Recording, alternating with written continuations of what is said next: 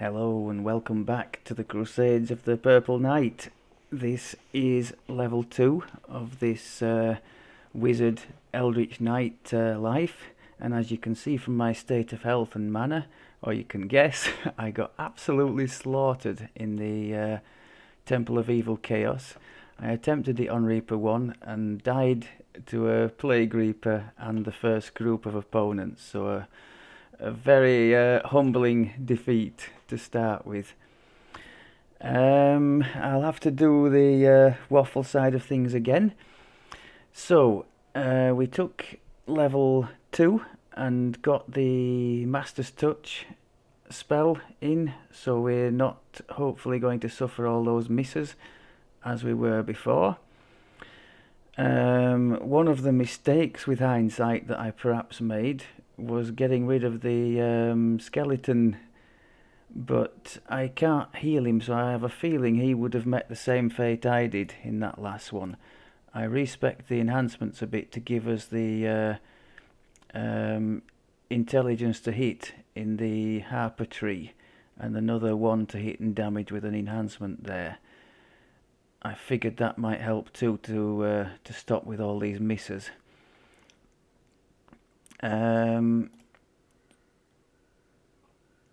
What else was I going to say? Yeah, I changed the gear slightly, although I think I need to start looking for some stuff, some sort of melee related stuff like Deadly and Seeker and that kind of stuff, because I haven't got any of that on this low level gear.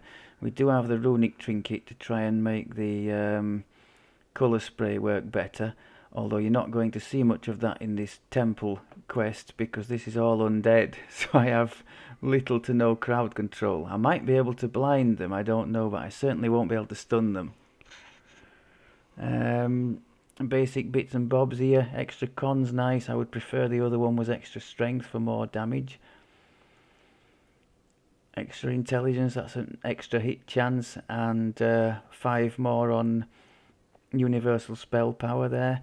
The only thing we're doing at the moment that's using spell power is this Eldritch Strike, which goes off and does some force damage if it hits.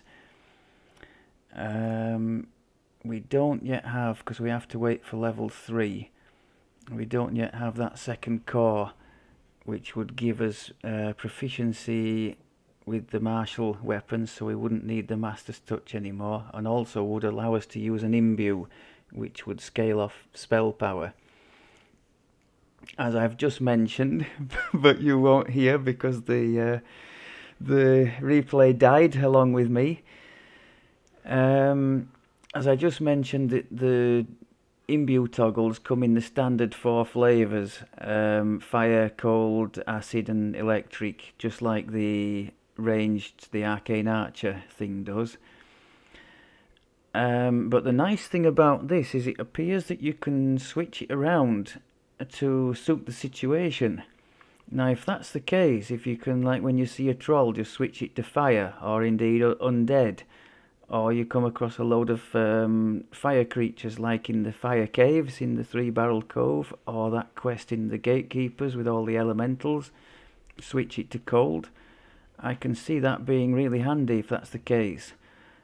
Less so for people who just like to toggle something on and sort of blast away. But for those of you who like to sort of tailor things to the situation, I can see that being really nice, because it's not something you can really do with your Arcane Archer imbues. You've got to, well, to my knowledge at least, build one power up and stick with it.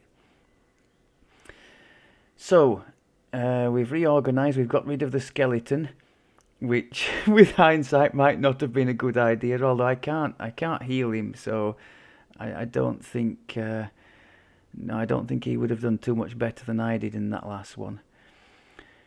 So intelligence to hit and damage there in the Harper tree, one more enhancement bonus on the weapon. Apologies if I'm repeating myself. I can't remember if I've said this in the failed episode last one or just now.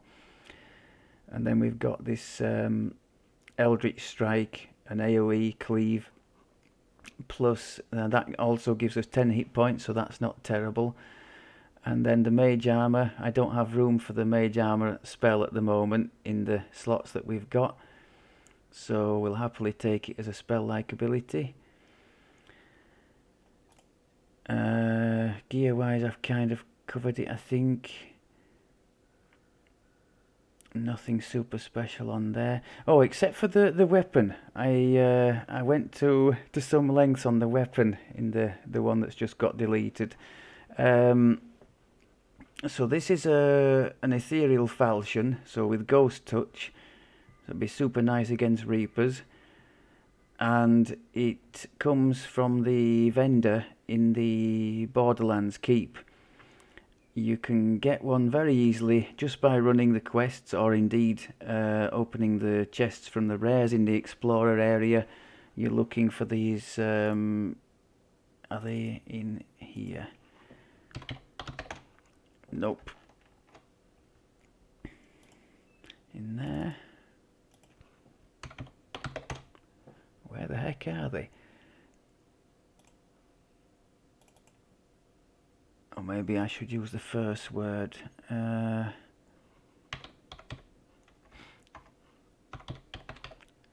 Nope. The ingots. No, we had 70 odd of them, so they must be somewhere in here.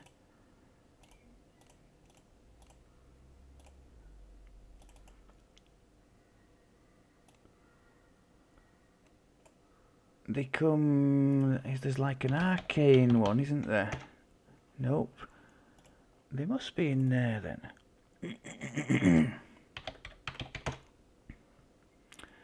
Do you know, I'm second guessing myself here. When I went to the vendor, we had 70 odd of these things, so we definitely got some somewhere. I don't know what's happened there. Anyway, you get rewarded with these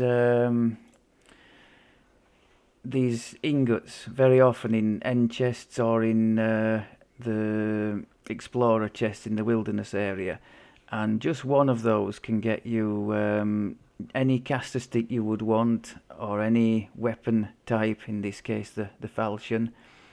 I went with the falchion because it has a nice crit profile, so 18 to 20 we're doing a crit. Not doing mega damage because it's only ×2, but I'll settle for that. What else did I have noted down? Quests that we've completed since the first one.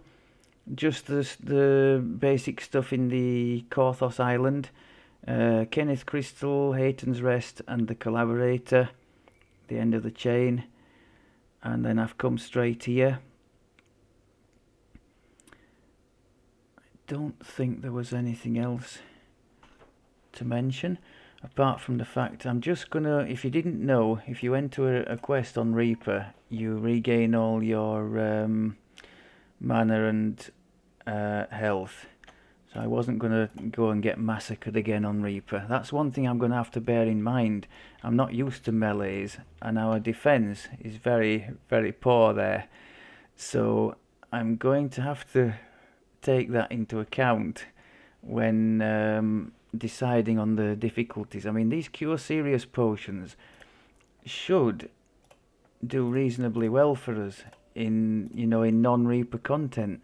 I just couldn't I couldn't heal enough in that mob of things. You'll notice there we cast the Master's Touch and the exclamation disappears to tell us that we weren't proficient with our weapon. Everything's lasting 10 minutes with the extend on, which is nice. Heroism. A bit more spell power. I don't know why I'm bothering that much. That cleave thing's the only thing that we have that uses spell power. A bit of rage, and I'll hit the haste potion before we go into combat. Now, can we blind them? Yes, so that's a helpful one. we can blind them, and that was a nice, that was the force, the Eldritch Strike going off there. Now that's a good illustration as well of the power of the two-handed build. The two-handed line gives you strike through chance. Strike through is the chance to hit a second or even third opponent, depending on how many you might have in front of you. So here we have 80% strike through, it says there, if that's correct, from this two-handed fighting thing. That means we will always obviously hit one person in front of us, but we have an 80% chance to hit a second one. Can we see on melee combat? Strike through chance 80%, yeah. So if we could get that to say 100%, that would mean we would always hit 2, assuming there were 2 in front of us. If we could get 200%, we'd always hit 3. 250%, we'd hit 3 always and have a chance of 50-50 to hit 4. So it becomes pretty good at disposing of big crowds of things, which we just showed there. And the colour spray, whilst not giving a stun there, was blinding most of them. So that certainly helped defensively, which was nice. I think in our human tree, I've not got very far with this quest have I, before I got sidetracked. I'm just trying to survive longer than the 10 seconds I did last time. In the human tree, fairly low down, yeah, we've got... oh, it won't let me select it here, but I know for a fact there's a possibility of maybe up to 20 strike through in there. So that would mean we'd have to spend 8 points to get that. I could see us maybe doing that. It's something to bear in mind.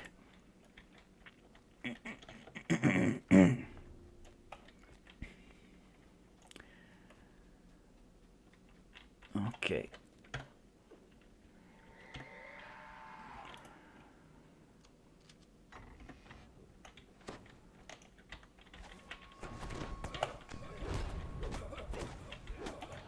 That force damage from the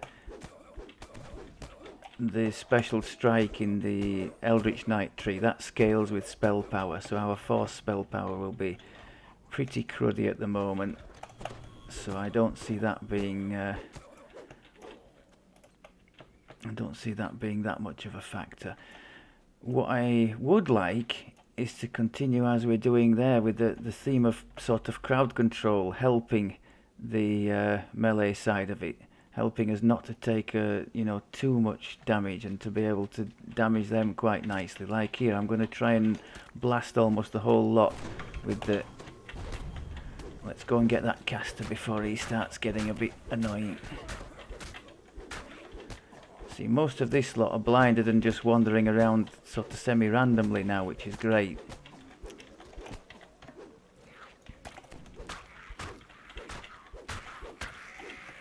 Not bad at all.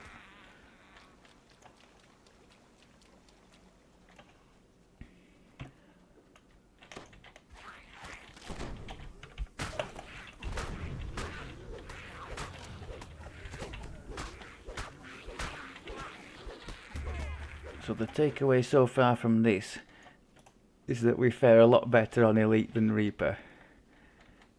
I guess with the Reaper it just gets very spiky. It depends on, you know, what Reapers you get and when you get them.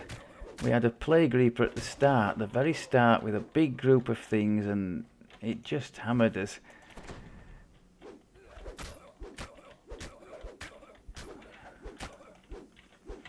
The other thing to mention is that it's, aside from a little bit more experience, it's really not... Look out for the codex page, it can be in numerous places in this quest. It's easy to miss it, and it's one of the quest objectives. It's not worth, for the pitiful amount of Reaper XP you would get, especially these quests. I bet you'd get 100, around 150 a quest maybe for doing these on R1.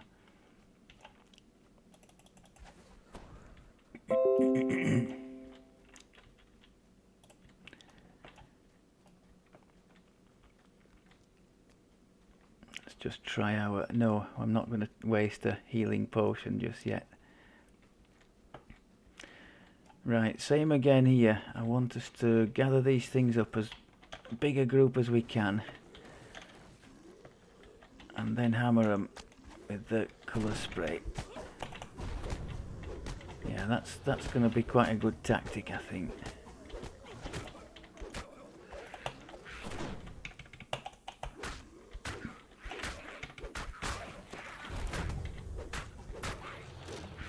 Aside from anything else, it's quite an animation, that, isn't it? The what's it called, this thing? The Eldritch Strike. It's quite a satisfying boom when it hits. It scales with level, I think, so our level is pretty feeble and our force spell power is probably non-existent at the moment. Force, where are we?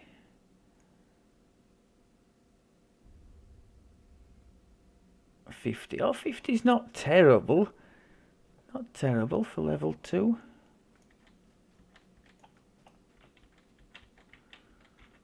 Okay.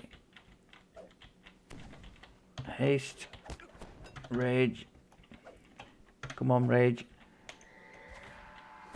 Let's have the dodge thing on as well.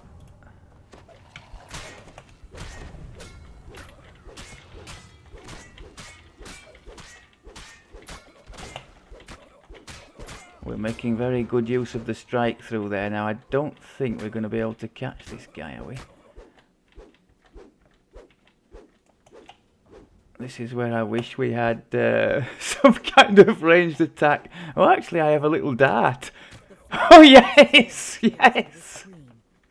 Have some of that. Oh, switch back. Quick, quick.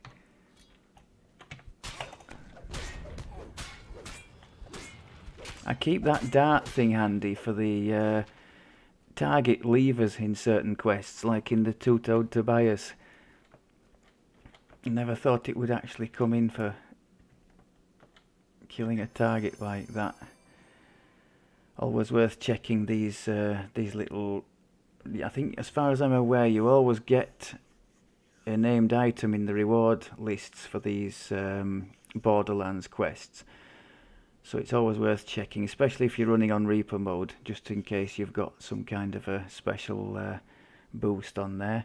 We don't this time. And these are the things I was trying to find. Lord knows where they are on my equipment, but they come in ethereal, silver, or arcane, I think. And you just give one of those, one of the appropriate ones, to the vendor in the Borderlands Keep, and he'll give you the weapon or caster stick of your choice.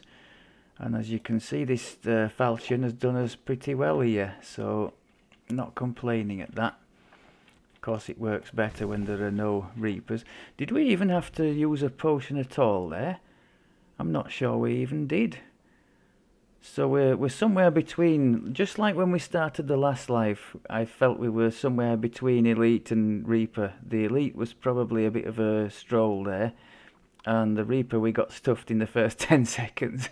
So I'll have to keep an eye on that and try and pitch the level accordingly, because I don't want us to be just strolling through every quest. I want there to be a nice level of challenge. Okay, I think that about wraps it up for that one. I will continue on and finish the Borderlands chain, and likely take the level 3 when that is done. Thank you very much as always for looking, and I will speak to you soon. Take care.